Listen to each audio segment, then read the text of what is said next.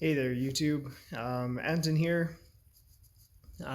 So part of the reason I made this channel was to talk about more of the business aspect of fabrication, welding, repair work, that kind of stuff.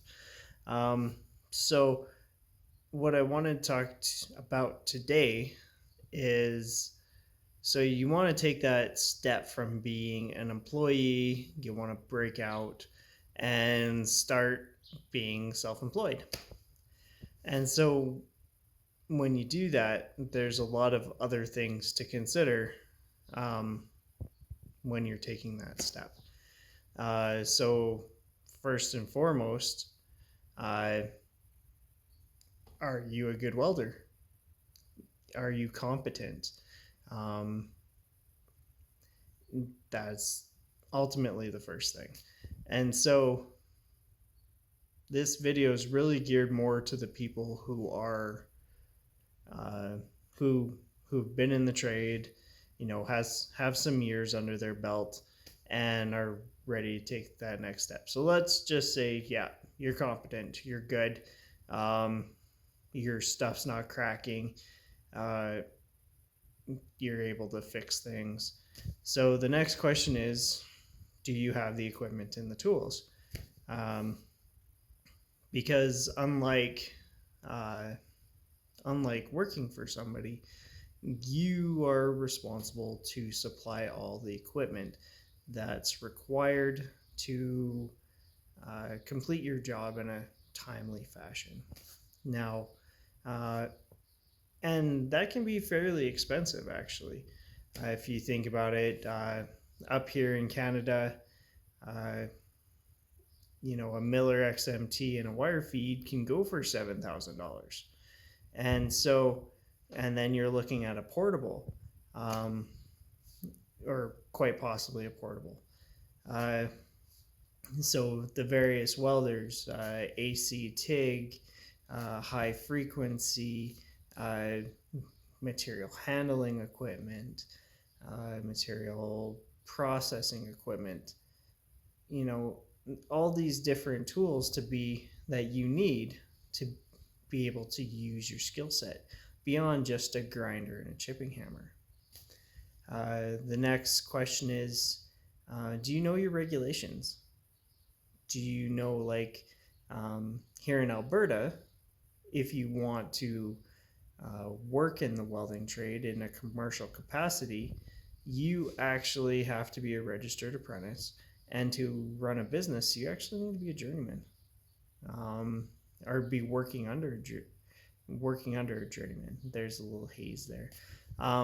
And apprenticeship, apprentice of the Alberta Apprenticeship Board, they actually do have the legislative authority to come in and shut a business down if you have people working for you in welding, because welding is considered a compulsory trade. Same as heavy duty mechanics, automotive. Um, Out of like 100 trades, 25 of them are compulsory. Uh, that you have to be a registered apprentice working underneath a journeyman or a journeyman. And journeyman's a 3-year process. You have to go to technical training for a total of 6 months. During that 3-year period, you have to rack up 4,500 hours, 1,500 hours a year of work in that trade. So do you know your regulations? Do you know zoning laws? God, that one bit me in the ass one year. Uh, you know, if you may or may not be able to start working in your garage to get going. And that kind of rolls into the next question we have there. Where are you getting your sales from? You could be God's gift to welding, but if you don't have customers and if you don't have jobs coming in, you're going to be very hungry. So how are you going to deal with that? And unless you have a great deal of funds available to you, that becomes a very pertinent question. because welding and material handling and all fabrication equipment is expensive. And generally you can expect, and then you have your home expenses as well. So you have all these expenses, and on top of that,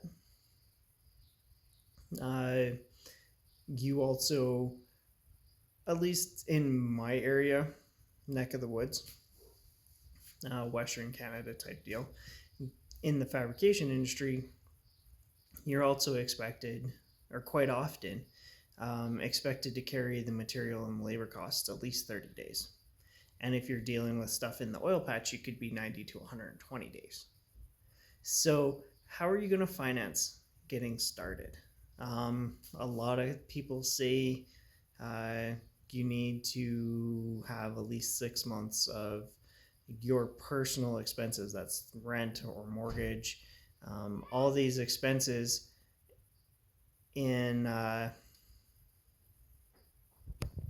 hold on here, my kid's just about to burst through the door. The joys of being a parent. Anyway, got that sorted out. So going back to it, how are you going to finance things? Because you generally will have a 30 to 60 day lag in between having to buy the materials, pay your labor if you're not personally doing it, or carry your labor costs for 30 to 60 days. So how are you financing that? Unless your pockets are quite deep, you're not going to be able to, most people won't be able to pack those costs for that time period. So you need to be on a good relationship with your banker. So finally, what kind of work are you doing? Are you doing kids? Say hi, kids. Okay, I love you. Now get out. Those things. There's all these other business related questions you need to be able to ask and ask yourself and have a plan on how you are going to deal with it. I want to make quite a few more of these videos talking about like how to do sales and marketing, talking about your unique selling proposition.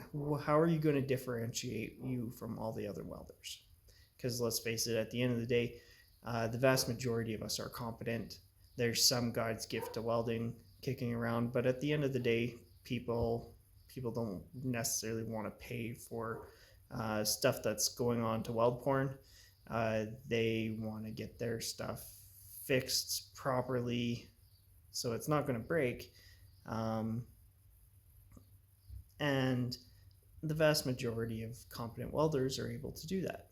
So how are you going to differentiate yourself from the shop down the road, or the other shop down the road, or the fly-by-night guys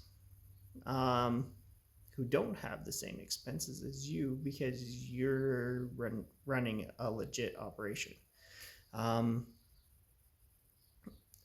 So sales and marketing, I want to do a video on estimating, how to plan your projects, how to determine some bookkeeping stuff so you know how you make money, because nothing is scarier than making money and not knowing how you're doing it. That's scarier than losing money and not knowing why you're losing money. Let's go. So I got more of these videos I'm planning to make. Please like and subscribe. That would help me out and allow me to keep making these things. So anyway, until next time we sit down and have a chat together, take care.